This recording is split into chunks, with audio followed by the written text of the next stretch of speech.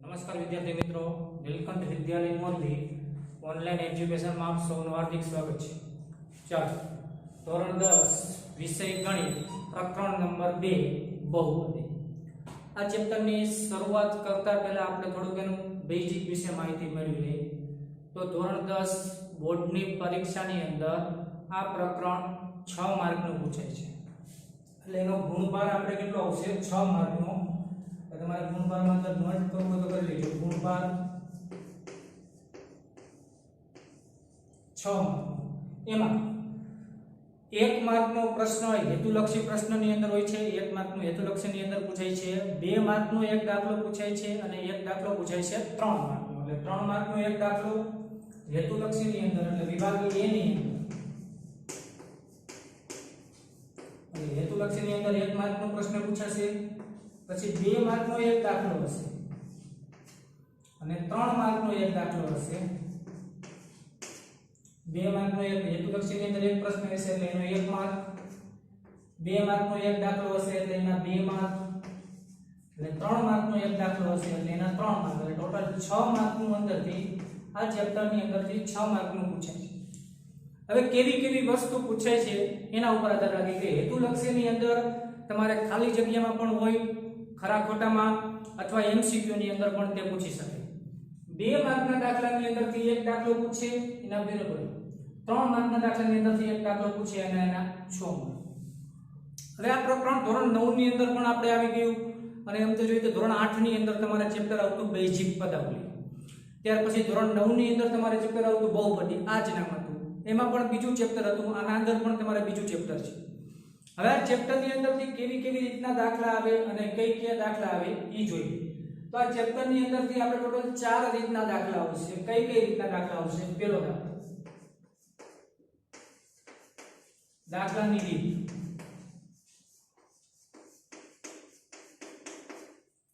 તો પહેલી તમારી રીત આવશે આલેખ ઉપરથી શૂન્ય ઓળખવાના અથવા આલેખ ઉપરથી બહુપદી ઓળખવાના. આલેખ પરથી શૂન્યની સંખ્યા.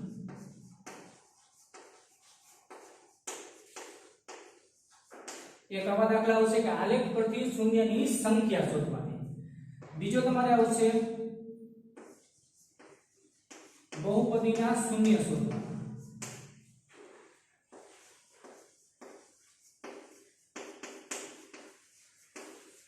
શૂન્ય શોધવાના અને સંબંધ ચકાસવાના.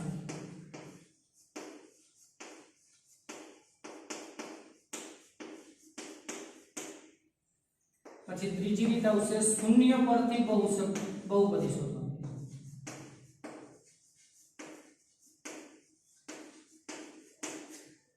અને ચોથી રીત આપણે આવશે ભાગાકાર.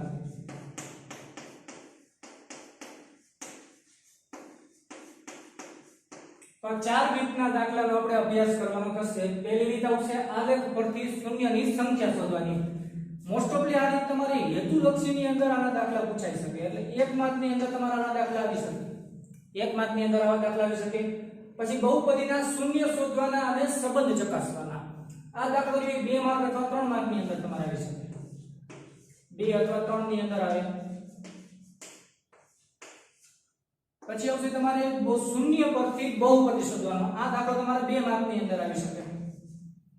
અને ભાગાકારની રીત, આ દાખલો તમારે 3 માર્કની અંદર આવશે. એટલે 4 રીતનો મોસ્ટ ઓફ આપણે અભ્યાસ કરવાનો થશે. પહેલી રીત આવશે આલેખ પરથી શૂન્યની સંખ્યા શોધવાની. તમને એક આલેખ આપેલો હોય અને નીચે તમારે એના શૂન્યની સંખ્યા શોધવાની કહેશે. બીજી રીત બહુપદીના શૂન્ય શોધવાના અને સંબંધ ચકાસવાની. એ 2 માર્ક અથવા 3 માર્કમાં. જો ખાલી બહુપદીના શૂન્ય શોધવાનું કીએ તો 2 માર્કમાં આવે, પણ સાથે સંબંધ પણ ચકાસવાનો કીએ તો 3 માર્કની અંદર આવે. અને શૂન્ય પરથી બહુપદી શોધવાની એટલે 2 માર્કમાં. અને ત્યાર પછી આવશે ભાગાકારની રીત 3 માર્કમાં. હવે બહુપદી ચેપ્ટર આપણે શરૂઆત કરતા પહેલા અહીંથી જેટલા દાખલા ગણવામાં આવશે કે જે કઈ વસ્તુને તમને નોટ કરવામાં આવશે એ બધું તમને WhatsApp ની અંદર મટીરીયલ મળી જશે.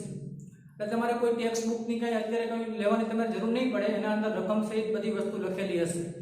જેટલી વસ્તુ હલાવું છું તે કમ્પલસરી પાકી નોટની અંદર તમારે વ્યવસ્થિત સારા અક્ષરે ઉતારવાની થશે.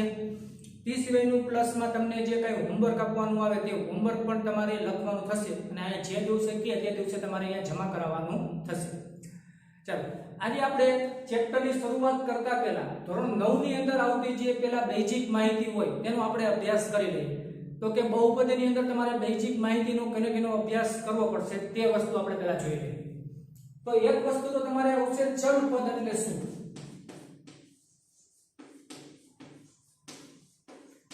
ચલ પદ એટલે શું?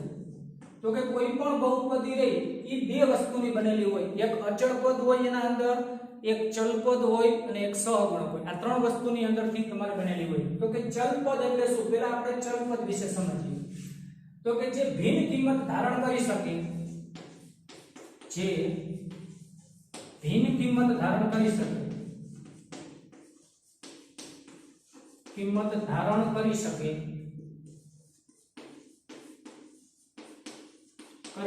તેને ચલ પદ કહેવાય.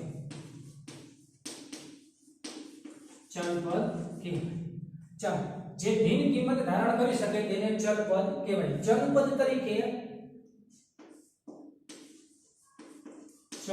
તરીકે સામાન્ય રીતે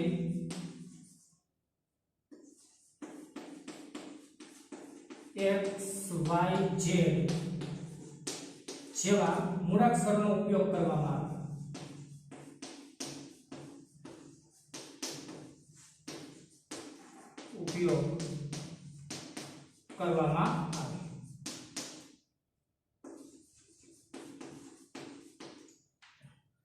ચલ પદ એટલે શું? કે જે ભિન્ન કિંમત ધારણ કરી શકે તેને ચલ પદ કહેવાય. ચલ પદ તરીકે સામાન્ય રીતે મૂળાક્ષરનો ઉપયોગ કરવામાં આવે. આ ચલ પદ હોય ક્યાં?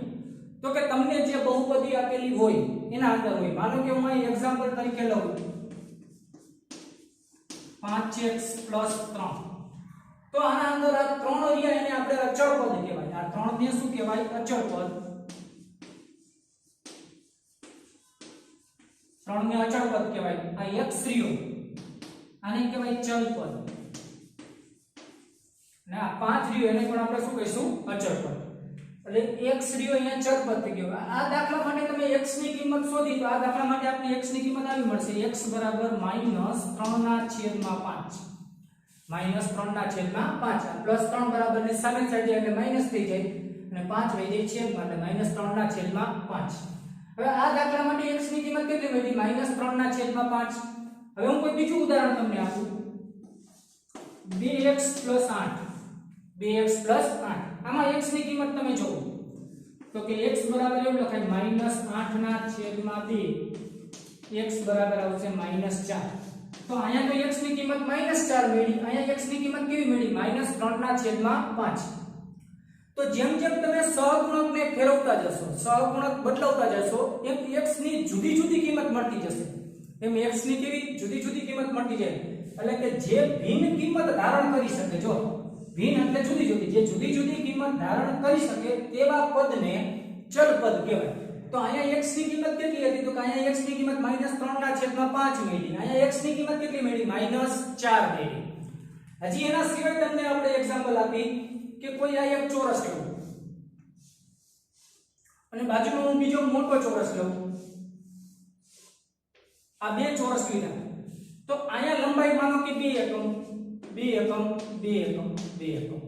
અહીંયા લંબાઈ આની 3 અને 3. આ છે બે ચોરસ જ. મારે આની પરિમિતિ શોધવી હોય તો સૂત્ર શું આવશે? 4l. આ પહેલાની પરિમિતિ શોધો તો શું આવશે? સૂત્ર 4l એટલે કે 4 ગુણ્યા કેટલી બાજુ આપેલી છે? 2. એટલે 2 + 2 + 2 એટલે કેટલા આવશે? 8. 2 + 2 4 ને 2 6 ને 2 કેટલા આવશે? 8. તો આની પરિમિતિ મને કેટલી મળશે? 8 એકમ. આની પરિમિતિ મળશે 8 એકમ એટલે 4 * 8. ઓલાની મારે પરિમિતિ શોધવી હોય તો એની પરિમિતિ કેટલી મળશે? તો કે કેટલી? 3 ને 3 6 ને 3 9 ને 3 12. તો એની પરિમિતિ કેટલી મળી મને? એનું સૂત્ર મૂકું 4l એટલે 4 × 3. તો એની પરિમિતિ કેટલી મળશે? 12. અહીંયા થાય છે 4 × 2. એની પરિમિતિ કેટલી થશે? 8.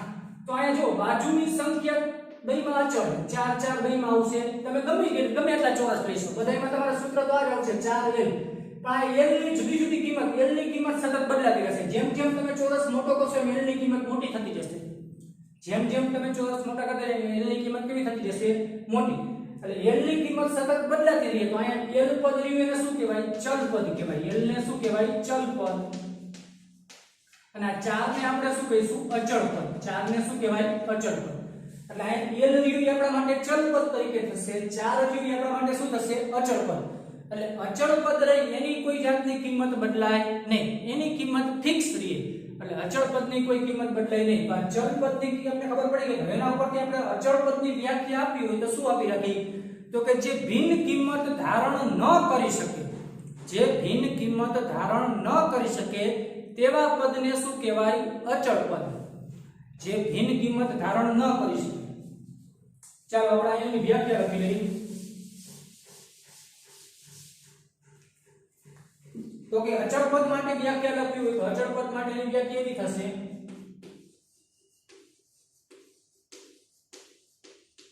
અચળ પદ માટેની વ્યાખ્યા એવી થશે કે જે ભિન્ન કિંમત ધારણ ન કરી શકે,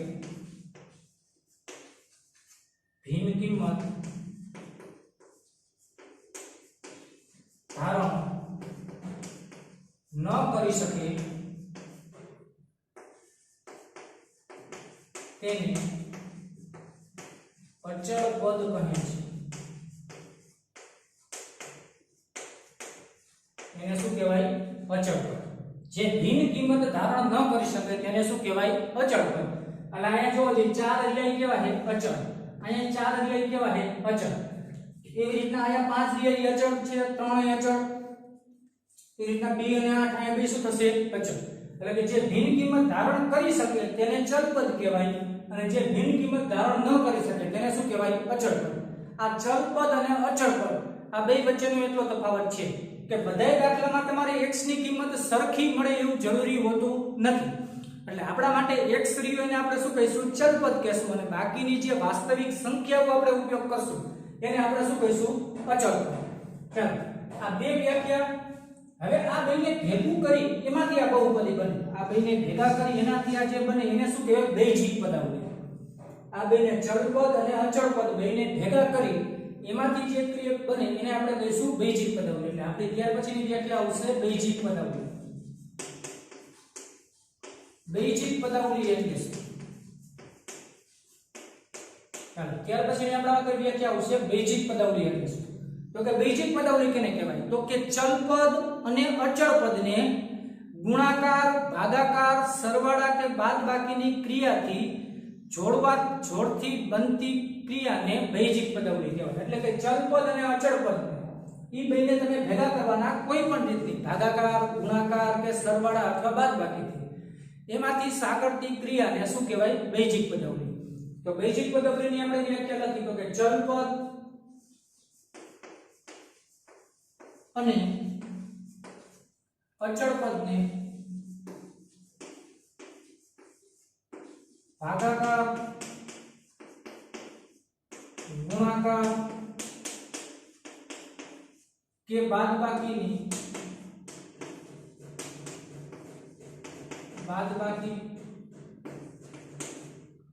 ભાગાકાર, ગુણાકાર, બાદબાકી કે સરવાળાની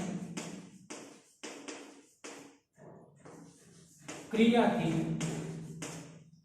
સાંકળે તેને બેજીક પદાવલી કહેવાય. હવે જો હજી સમજો કે કેવી રીતના બેજીક પદાવલી બનશે.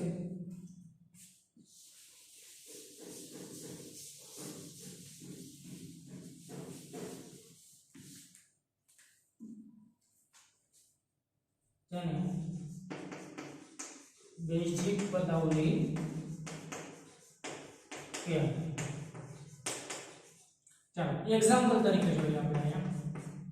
હું આપણો 2x + 3 તો અહીંયા ચલપદ અને અચળપદ, ચલપદ અને અચળપદ x + 3 તો આ કઈ ક્રિયાથી સાંકળેલા છે? સરવાળા. તો x - 5 આ કઈ ક્રિયાથી સાંકળેલા છે? બાદબાકી. તો x ના છેદમાં 3 તો આ કઈ ક્રિયાથી? ભાગાકાર. અને એવું કહું 4x તો આ કઈ ક્રિયા એવી ગુણાકાર જો આપણે 4 4 નો ઉપયોગ કર્યો x પ્લસ અહીંયા ચલ પદ અને અચળ પદને કઈ ક્રિયાથી જોડ્યા છે સરવાળાથી અહીંયા ચલ પદ અને અચળ પદને કઈ ક્રિયાથી જોડ્યા છે બાદબાકી અહીંયા ચલ પદ અને અચળ પદને કઈ ક્રિયાથી ભાગાકાર અને અહીંયા 4 ગુણ્યા x વચ્ચે કોઈ જાતની નિશાની નથી એટલે કઈ ક્રિયાથી ગુણાકાર તો આ ચારેય સ્વરૂપ થી જે બે વસ્તુ બને એને આપણે શું કહીશું બેઝિક પદાવલી એને આપણે શું કહેવાય બેઝિક પદાવલી તો લેક્ચર ની અંદર આપણે ત્રણ વસ્તુ શીખ્યા ચલ પદ અચળ પદ અને બેઝિક પદાવલી એ ત્રણ વસ્તુ તમારે કમ્પ્લીટ કરવાની છે અને તમે ઓળખી શકવા જોઈએ કે કેને બહુપદી કહેવાય અને કેને બહુપદી ન કહેવાય તો કે ચલ પદ અને અચળ પદને સાંકળ ક્રિયાની કોઈ પણ ક્રિયા દ્વારા સાંકળે ભાગાકાર ગુણાકાર સરવાળા કે બાદબાકીની ક્રિયાથી સાંકળે તેને બેઝિક પદાવલી કહેવાય એટલે અહીંયા મેં તમને 4 4 ના ઉદાહરણ આપ્યા અહીંયા સરવાળાની ક્રિયાથી જોડાયેલા છે અહીંયા બાદબાકીની ક્રિયાથી અહીંયા ભાગાકારની ક્રિયા અને અહીંયા ગુણાકારની ક્રિયાથી તો પહેલા આપણે સમજ્યા ચલ પદ એટલે શું કે જે ભિન્ન કિંમત ધારણ કરી શકે તેને શું કહેવાય ચલ પદ પછી આપણે સમજ્યા અચળ પદ એટલે શું તો કે જે ભિન્ન કિંમત ધારણ ન કરી શકે તેને શું કહેવાય અચળ પદ અહીંયા તમે જોશો તો આ 3 રિયા અચળ પદ છે અને x રિયા શું છે ચલ પદ એ રીતે અહીંયા x એ ચલ પદ આ 5 અચળ પદ અહીંયા x ચલ પદ અને 3 અચળ પદ અહીંયા 4 અચળ પદ અને x રિયા કહેવાય ચલ પદ એટલે કે દાખલાની અંદર તમને જ્યાં ABCD ના અક્ષરો દેખાય મૂળાક્ષરો x y z એ બધા આપણા માટે થશે ચલ પદ અને જે વાસ્તવિક સંખ્યાઓ આપને જે દેખાશે એ આપણા માટે શું થશે અચળ પદ એટલે ત્રણ વ્યક્તિ આપણે સમજ્યા ચલ પદ અચળ પદ અને બેઝિક પદાવલી ચાલો આ ત્રણ પાયાનું આપણું જે ધોરણ 9 ની અંદર આ બધી વસ્તુ તમારે આવતી તો એના ઉપરથી હવે આપણે બહુપદી ચેપ્ટરની શરૂઆત કરશું